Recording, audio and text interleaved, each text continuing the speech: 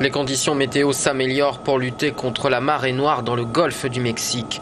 Et les efforts s'intensifient pour endiguer la nappe qui s'étend désormais sur 208 km de long et 112 km de large. Mais elle pourrait menacer Miami et les plages de Floride en raison des courants marins. Près de 200 bateaux se trouvent aux abords de la nappe. Mais pour ce spécialiste de la dépollution interrogé par Euronews, il faudrait encore faire plus. On voit qu'aujourd'hui, il manque de moyens pour la récupération des hydrocarbures, puisqu'il s'échappe 800 000 litres par jour d'hydrocarbures, et les barrages déployés ne sont pas suffisants. Les barrages en haute mer ne sont pas efficaces, et les barrages côtiers sont utiles uniquement pour confiner les zones, mais il faut bien ramasser le pétrole, et on voit qu'il manque de moyens.